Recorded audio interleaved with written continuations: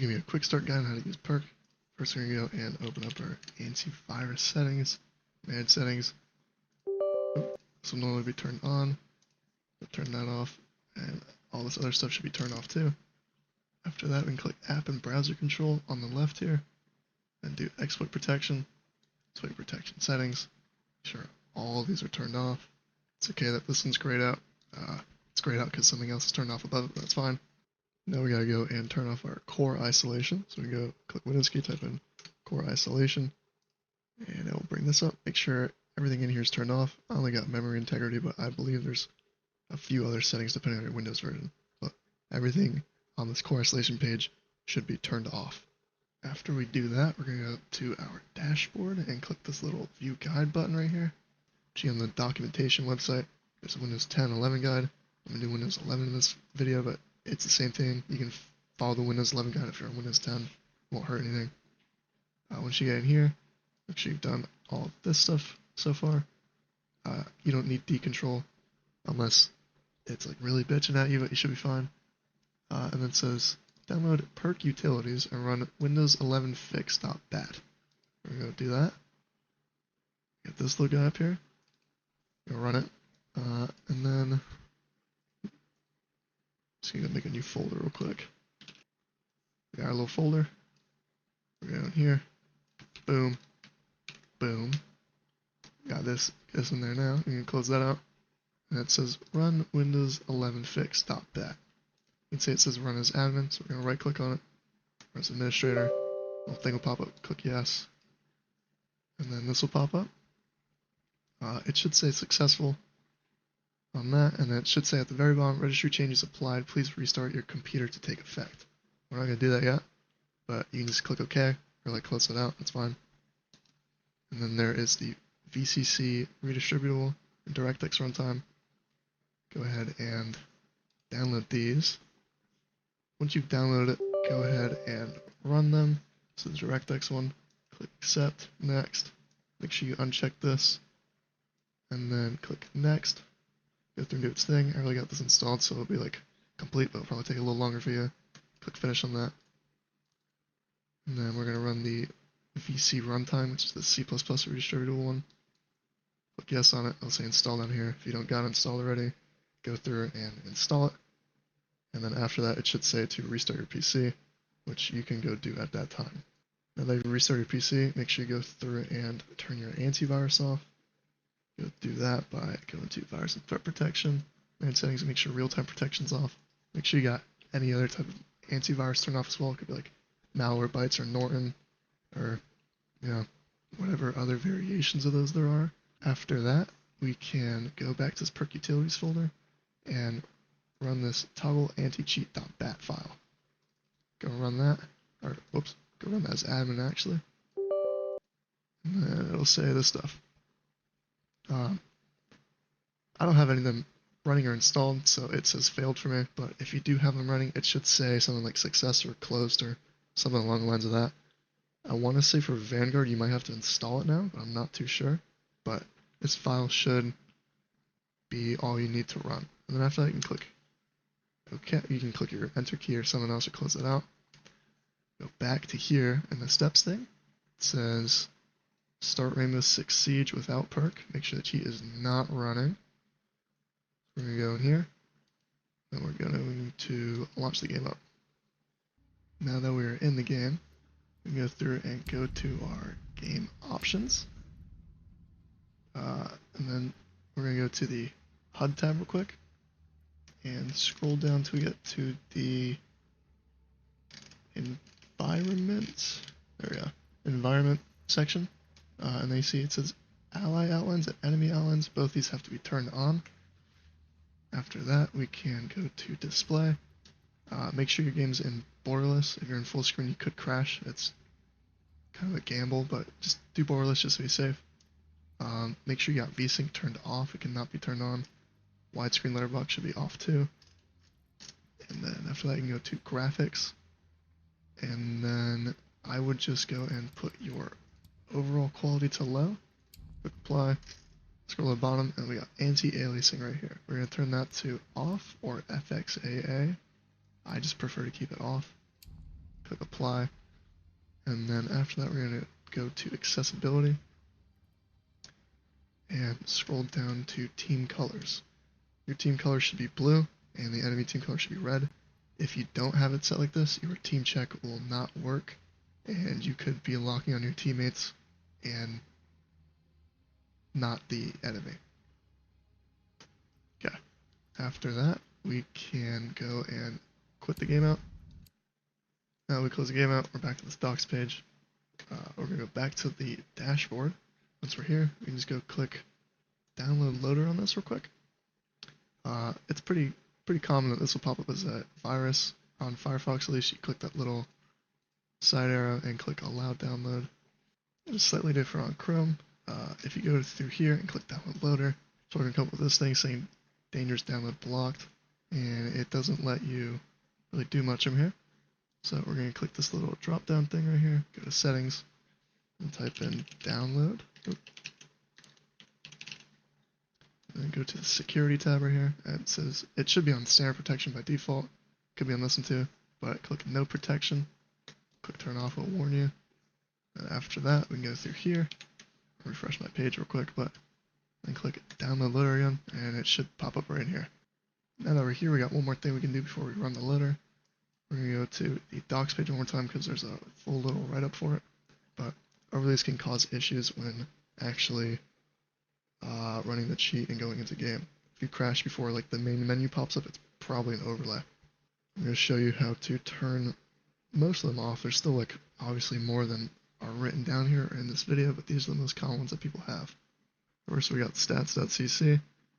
We click this little up arrow thing for background apps, and we can see everything that's running. See stats.cc.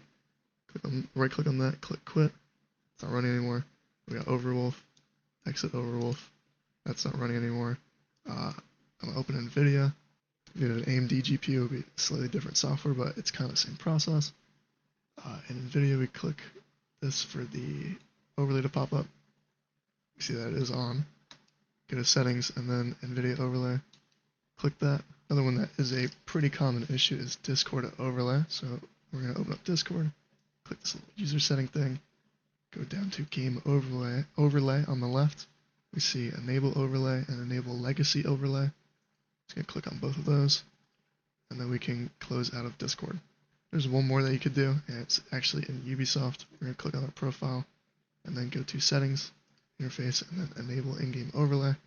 Turn that off. You can keep this on, but if you do randomly crash when you start your game up, it's probably going to be this or some other overlay. Now that we got the overlays out of the way, we can go and actually run the loader for the first time. We go through and run it. This will happen. There's a thing that happens with the loader sometimes when you run it, and if you don't see a download progress or it just kind of crashes on you, you can go to the docs page, and then in the common issues thing, go to loader, closes instantly, go through and read this up. It just tells you to install VPN and connect to it when you're actually using the loader, and close it after you eject. Now that we have our loader up and running, we can go through and copy our license key, open this up, and then put that in there, click login, do its thing for a second, and then click inject. And then once this is done, we can click OK on that, and we can actually go through and launch the game now. The cheat's actually loading. We can go through and mess around with it if we want, and for all that, I'm gonna put that off on someone else because I don't want to do all that. It's important to note that if you crash at this part, like right when this would happen, that means that you still have an overlay on that you need to find and disable it. Now that you're in the main menu and everything's injected, you can get started with some of the prep. First, you're going to head to your options, go to controls. You want to make sure your mouse ADS sensitivity is standard. All the default options should be 50 all the way across. You could go to standard right there, hit default, yes, and it'll put everything there. Then set your mouse sensitivity however you want it. I have mine on 11. This is important because you're going to go in here and make sure that your in-game sensitivity is set the same as your sensitivity in the controls. You can then come into shooting range. Now that we're in shooting range, we can get started with calibrating the aimbot. Depending on how your aim settings are, they could be too fast and snappy and have it look like this, or they could be too slow and they get it to look something like this, and it just doesn't control it well at all. Okay, so first, you're going to come in here and set your in-game sensitivity to exactly what your sensitivity and siege control settings are, as you can see right there. I would recommend just putting your horizontal and vertical the same. If they are different, I would just choose the horizontal and put your horizontal sensitivity right in there. You're going to walk over to this dummy right here, make him come up close to you. It's important that this stays in your field of view during the aim calibration. We could open the menu, click Calibrate Aimbot. This is in the Aim tab. You need to make sure to read all this so you really get an understanding of what's happening. They'll also give you some recommended settings to make the aimbot better. Let's see, click Next. Put your in-game sensitivity in. That was in your siege control settings. Put your mouse DPI. Usually mouse DPI is like 800, so if you don't know what yours is, just keep it at 800. Let's see, smooth aim. This is if you plan to use like smooth aimbot. You don't want to have it like customized like that, but if you want to use like a more rage, like snappy aimbot, you can do snappy aim, because this will, like, depending on your selection here, it will change the advanced aim settings. So I selected snappy aim. I'll hit next. You must be in shooting range. Aim at/near a dummy in shooting range. Once calibration starts, do not touch your mouse or keyboard until calibration is finished. It's very important. Click I followed instructions, click calibrate, and then I'll look at the dummy.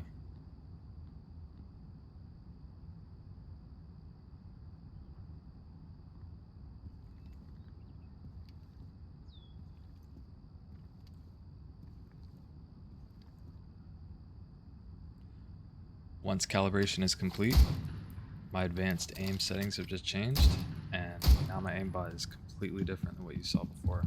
I'll give you an example of the current aimbot with the settings that I just calibrated.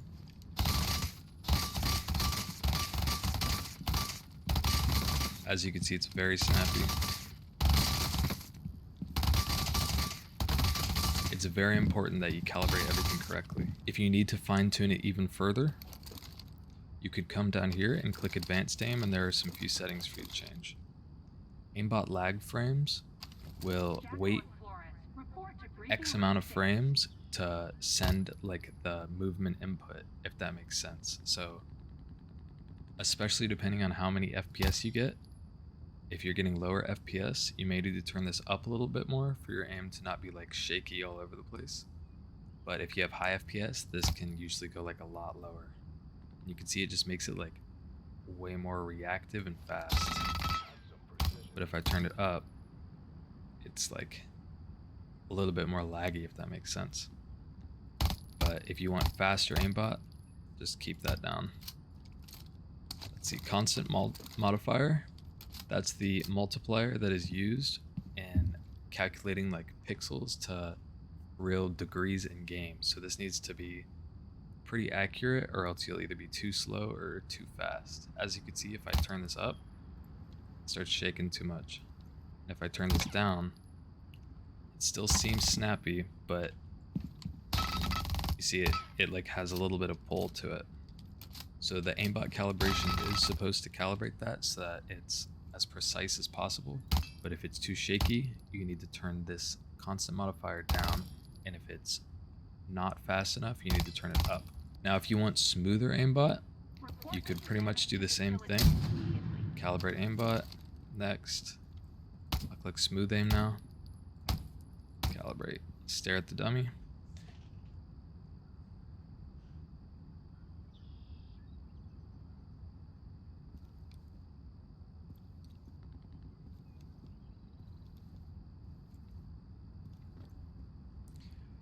Alright, now the calibration is finished. As you can see, these are some different values now. Before it was 1 lag frame and 0.28 constant modifier, and now it's 0.7 constant modifier and 3 lag frames.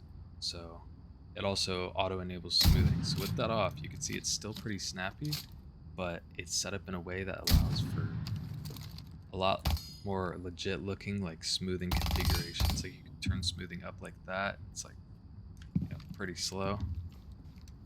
if you were trying to play legit, nobody would really be able to tell that you had aimbot.